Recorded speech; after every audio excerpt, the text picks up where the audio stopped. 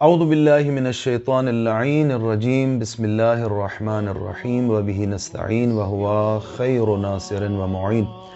رب اشرح لی صدری ویسر لی امری واحلل عقدۃ من لسانی یفقہوا قولی رب یسر ولا تعسر انک علی کل شیء قدیر۔ ناظرین محترم، السلام علیکم ورحمۃ اللہ وبرکاتہ۔ خداوند متعال سے دعا ہے کہ ہمیں دامن قرآن و اہل بیت علیہم الصلاۃ والسلام سے متمسک ہونے کی توفیق عطا فرمائے، تعلیمات قرآن کو پڑھنے سمجھنے اور سیرت محمد و آل محمد علیہم الصلاۃ والسلام کا مطالعہ کرنے اور اس کے مطابق زندگی گزارنے کی توفیق عطا فرمائے۔ آپ کے اور میرے آقا و مولا حضرت امام محمد باقر علیہ الصلاۃ والسلام کی زندگی سے ایک واقعہ آپ محترم ناظرین کی خدمت میں عرض کرتا ہوں کہ جو منابع روائی میں اور روایت کی کتابوں میں موجود ہے، اور اس واقعے میں میرے اور آپ کے لیے بہترین رہنمائی ہے۔ واقعہ کچھ اس طرح سے ہے کہ مولا امام محمد باقر علیہ الصلاۃ والسلام تشریف فرما ہے اور آپ کے پاس اصحاب تشریف فرما ہے کہ اتنے میں ایک بوڑھا اور ضعیف العمر شخص جو ہے وہ آقا کی خدمت میں آتا ہے اور کچھ مسئلے عنوان فرماتا ہے۔ وہ روایت، اس کا متن آپ کی خدمت میں پیش کرتا ہوں اور اس سے ایک نتیجہ لینے کی کوشش کرتے ہیں۔ روایت کچھ اس طرح سے ہے کہ راوی کہتا ہے قال بین انا مع ابی جعفر علیہ السلام والبیت غاص بأہلہ اذ اقبل شیخ یتوکأ علی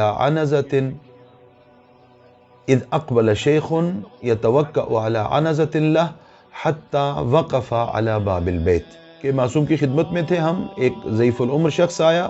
دروازے پر کھڑا ہو گیا اور اس نے سلام کیا، سلام کے بعد معصوم کی خدمت میں حاضر ہوا۔ حاضر ہونے کے بعد اس نے عرض کیا یبن رسول اللہ ادننی منک جعلنی اللہ فداکا، فرزند پیغمبر، میں آپ کی خدمت میں آیا ہوں، مجھے آپ کے قریب آ کر کچھ مسئلہ پیش کرنا ہے، کچھ مطالب آپ کی خدمت میں عرض کرنے ہیں۔ جعلنی اللہ فداک، میں آپ پہ قربان جاؤں، فواللہ انی لأحبکم واحب من یحبکم، میں آپ سے بھی محبت کرتا ہوں اور وہ جو آپ سے محبت کرتے ہیں ان سے بھی محبت کرتا ہوں۔ وَوَاللَّهِ مَا أُحِبُّكُمْ وَأُحِبُّ مَنْ يُحِبُّكُمْ لِطَمَعٍ فِي الدُّنْيَا، فرزند پیغمبر، یہ جو میں آپ سے محبت کرتا ہوں یا آپ سے محبت کرنے والوں سے محبت کرتا ہوں، اس میں میرے پیش نظر کوئی دنیا کی لالچ نہیں ہے، کوئی غرض نہیں ہے۔ میں نے عرض کیا کہ اس حدیث سے اور اس روایت سے اور اس واقعے سے کچھ سبق لینے کی کوشش کریں گے۔ آل محمد علیہ الصلاۃ والسلام سے ہمارا تعلق اور ہمارا تعلق ان افراد سے جو آل محمد علیہ الصلاۃ والسلام سے محبت کرنے والے ہیں، طمع اور لالچ کی بنیاد پہ نہیں ہونا چاہیے۔ کہا میں لالچ کی وجہ سے آپ سے یا آپ کے چاہنے والوں سے محبت نہیں کرتا، بلکہ اس لیے، گویا کہ یہ کہنا چاہتا ہے کہ میں اس لیے محبت کرتا ہوں آپ سے کہ آپ لائق محبت ہیں۔ اگلا جملہ، واللہ انی لأبغض عدوکم، میں آپ کے دشمنوں سے نفرت کرتا ہوں، میں آپ کے دشمنوں کو اچھا نہیں سمجھتا۔ وَأَبْرَأُ مِنْهُمْ، میں ان سے اظہار براءت کرتا ہوں۔ وَوَاللَّهِ مَا أُبْغِضُهُ وَأَبْرَأُ مِنْهُ لِوَتْرٍ كَانَ بَيْنِي وَبَيْنَهُ، فرزند پیغمبر، خدا کی قسم، میں اگر آپ سے بغض رکھنے والوں سے اظہار براءت کرتا ہوں تو اس کی وجہ یہ نہیں ہے کہ میری ان سے کوئی دشمنی ہے، لیکن میں ان سے اس کے باوجود کہ کوئی ذاتی دشمنی نہیں رکھتا اظہار براءت کرتا ہوں۔ وجہ کیا ہے؟ فرزند پیغمبر، جو آپ سے محبت نہیں کرتا وہ میرے دل میں کوئی مقام نہیں رکھتا۔ اور اگلا جملہ، یہ ضعیف العمر شخص مولا امام محمد باقر کی خدمت میں عرض کرتا ہے واللہ انی لأحل حلالکم واحرم حرامکم، یہ قابل غور جملہ ہے کہ خدا کی قسم میں ہر اس چیز کو حلال کہتا ہوں جسے شریعت محمدی نے حلال قرار دیا ہے، جس کو آل رسول نے حلال بیان کیا ہے، اسے میں حلال کہتا ہوں۔ وَأُحَرِّمُ حَرَامَكُمْ، اور جسے محمد و آل محمد نے حرام بتایا ہے میں اسے حرام بتاتا ہوں، حرام مانتا ہوں۔ بس میرے نزدیک حلال ہونے کا معیار کسی شے کے یہ ہے کہ محمد و آل محمد نے اسے حلال قرار دیا ہے، کسی شے کے حرام ہونے کا معیار کیا ہے کہ محمد و آل محمد نے اسے حرام بتایا ہے۔ اور اگلی چیز کیا ہے؟ فرمایا وَأَنْتَظِرُوا أَمْرَكُمْ۔ یہاں پر محشین نے اور حاشیہ کرنے والوں نے یہ بیان کیا، اس جملے سے مراد اس کی وہ ہے کہ آقا میں اس زمانے کا انتظار کرتا ہوں جو آپ کی روایات میں موجود ہے، آپ کی احادیث میں ملتا ہے کہ ایک زمانہ آئے گا کہ دنیا عدل و انصاف سے بھر جائے گی، ہمارا ایک فرزند آ کر دنیا کو اس طرح عدل و انصاف سے بھر دے گا جس طرح ظلم و جور سے بھر چکی ہوگی۔ یہ ضعیف العمر کہتا ہے کہ آقا میں اس زمانے کا انتظار کرتا ہوں۔ اچھا، اس سے ایک پیغام اور ایک سبق جو ہم لیتے ہیں وہ یہ ہے کہ یہ شخص ضعیف العمر ہے، بوڑھا ہے، اور معصوم کی خدمت میں آ کر گویا اپنی زندگی کا خلاصہ بیان کر رہا ہے کہ میں اپنی زندگی میں یہ کام کرتا ہوں، میری زندگی کی روش اور میری زندگی کا طریقہ یہ ہے۔ اگلا جملہ فَهَلْ تَرْجُو لِي جَعَلَنِي اللَّهُ فِدَاكَ۔ فرزند پیغمبر مولا امام محمد باقر سے عرض کرتا ہے یہ ضعیف العمر، فرزند پیغمبر یہ فرمائیے کہ میں اس طرح سے زندگی گزارتا آیا ہوں، آیا اس طرح سے گزاری جانے والی زندگی کوئی اجر و ثواب رکھتی ہے؟ میری زندگی صحیح طریقے پر گزری ہے، صحیح عقیدے پر گزری ہے، یا خدا نخواستہ میری زندگی میں اور میرے اعمال میں جو اس عقیدے پر میں نے انجام دیے ہیں کچھ خامی اور کمی رہ گئی ہے؟ فقال ابو جعفر علیہ السلام، اس کے بعد معصوم نے یہ سوال سن کے اور اس کی یہ گفتگو سن کر ارشاد فرمایا، فقال ابو جعفر علیہ السلام ایھا الشیخ، ہاں یہ جملہ فقال ابو جعفر علیہ السلام الیہ، معصوم نے فرمایا کہ اے بوڑھے، اے ضعیف العمر شخص، میرے قریب آ جا، میرے قریب آ جا اور قریب آ جا۔ اس کو اپنے پاس بلایا، اور پاس بلانے کے بعد حتی اقعدہ الی جنبہ، معصوم نے مولا امام محمد باقر نے اس کو اپنے پہلو میں بٹھا لیا۔ ثم قال، اس کے بعد معصوم نے یہ ارشاد فرمایا، ایھا الشیخ، اے ضعیف العمر، اے بوڑھے، ان ابی، میرے والد بزرگوار علی ابن الحسین علیہم السلام، اتاہ رجل فسألہ عن مثل الذی سألتنی عنہ، میرے والد امام علی ابن الحسین کے پاس ایک سائل آیا تھا اور اس نے وہی سوال پوچھا تھا میرے بابا سے جو تو نے مجھ سے پوچھا ہے، اس نے وہی گفتگو کی تھی جو تو نے گفتگو کی ہے۔ فقال له ابی علیہ السلام، اس سائل کو میرے والد نے یہ جواب دیا تھا، ان تمت،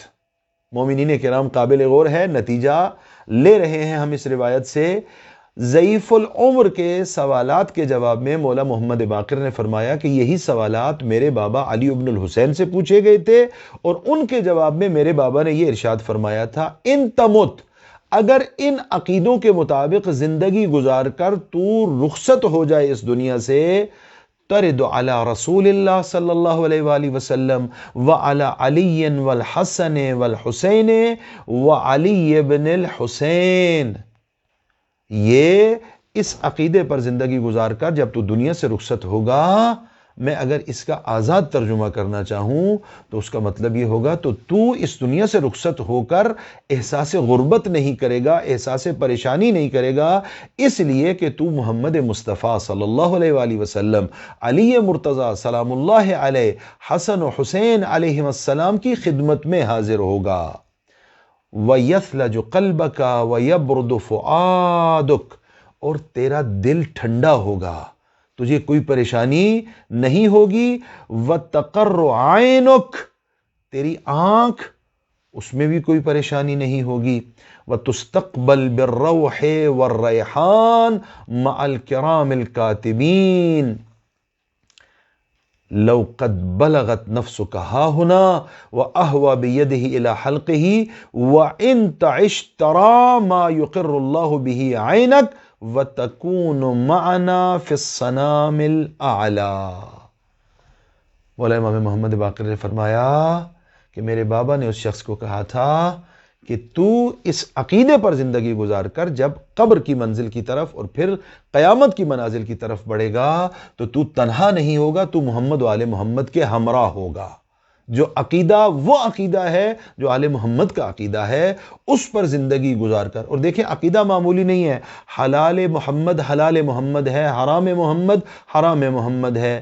دشمنی کسی سے کرنی ہے ذاتی دشمنی نہیں ہے، آل محمد سے بغض رکھنے والے ہمارے محبوب نہیں ہو سکتے، آل محمد کا دل میں کینہ رکھنے والے ہمارے پیارے نہیں ہو سکتے۔ ہماری ذاتی رنجش نہیں ہے، وہ آل محمد سے محبت نہیں کرتے، ہمارے لیے عزیز نہیں ہے۔ اگر ہم کسی سے محبت کرتے ہیں تو اس وجہ سے کہ وہ آل محمد کا چاہنے۔ ان عقیدوں کے مطابق جب زندگی گزرے گی تو معصوم نے فرمایا تو پھر ہمارے ساتھ ہوگا۔ فقال الشیخ کیف قلت یا ابا جعفر، ضعیف العمر کہتا ہے کہ فرزند پیغمبر یہ کیا جملے آپ نے ارشاد فرمائے، اتنا بڑا مقام جو محمد و آل محمد کی تعلیمات کے مطابق زندگی گزار کر جائے گا، اتنا بڑا مقام اسے ملے گا۔ فأعاد علیہ الکلام، معصوم نے دوبارہ اپنے کلام کو تکرار فرمایا۔ فقال الشیخ اللہ اکبر، ضعیف العمر نے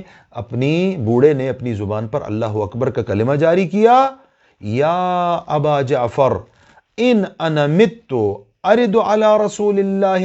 صلی اللہ علیہ وآلہ وسلم وعلی علی والحسن والحسین وعلی ابن الحسین علیہم السلام، آیا یہ جو آپ نے فرمایا کہ میں مر جاؤں تو میں ان کی خدمت میں حاضر ہو جاؤں گا، اور یہ سارے فضائل جو آپ بیان فرما رہے ہیں کہ جو اختصار کی خاطر میں تفصیل سے عرض نہیں کر رہا، آیا یہ سارے مجھے حاصل ہو جائیں گے؟ اتنا بڑا مقام ہے محمد و آل محمد کی تعلیمات کے مطابق عملی زندگی گزارنے والوں کا، اتنا بڑا مقام ہے۔ فقال لأبی جعفر علیہ السلام یا ابن رسول اللہ ناولنی یدک جعلنی اللہ فداک، یہ سننے کے بعد کہتا ہے بوڑھا، آقا اپنا ہاتھ مجھے دیجئے، مولا کا ہاتھ تھامتا ہے۔ فناولہ یدہ فقبلها ووضعها على عینہ وخدہ ثم حسر عن بطنہ وصدرہ ثم قال، ہاتھوں کا بوسہ لیتا ہے، اٹھ کھڑا ہوتا ہے، آنکھوں سے آنسو جاری ہیں، معصوم کو سلام کر کے اس محفل سے باہر چلا جاتا ہے۔ فقال السلام علیکم واقبل ابو جعفر علیہ السلام ينظر في قفاه وهو مدبر ثم اقبل بوجهه على القوم، آقا وہ بوڑھا جب باہر نکلا تو آقا نے اس کی طرف نگاہ کی، اس کو دیکھا، اور اس کے بعد واپس اپنے صحابہ کی طرف، اصحاب کی طرف رخ کیا اور یہ جملہ ارشاد فرمایا، من احب ان ينظر الى رجل من اہل الجنہ فلینظر الى هذا، او میرے صحابیوں، او میرے چاہنے والوں، او محمد و آل محمد کی محبت اور مودت کا دم بھرنے والوں، اگر کوئی چاہتا ہے کہ کسی جنتی کا دیدار کرے تو میرے اس بوڑھے صحابی کو دیکھ لے۔ کیا مطلب؟ ناظرین محترم، گویا کہ آل رسول زندگی میں ہی جنت کی بشارت دے دیتے ہیں۔ کس شخص کو؟ اس شخص کو جو صرف زبان سے شیعہ محمد و آل محمد علیہ السلام نہیں بنتا، بلکہ تعلیمات محمد و آل محمد کو پڑھتا ہے، سیرت کا مطالعہ کرتا ہے، اس کے مطابق زندگی گزارتا ہے۔ آل محمد زندگی میں ہی کہہ دیتے ہیں کہ تو قیامت والے دن پریشان نہیں ہوگا، بلکہ تو ہمارا مہمان بنے گا۔ خداوند متعال سے دعا کرتے ہیں ہمیں تعلیمات محمد و آل محمد کا مطالعہ کرنے، سیرت محمد و آل محمد کا مطالعہ کرنے، تعلیمات قرآن کو پڑھنے، سمجھنے اور اس پر عمل کرنے کی توفیق عطا فرمائے۔ والسلام علیکم ورحمۃ اللہ وبرکاتہ۔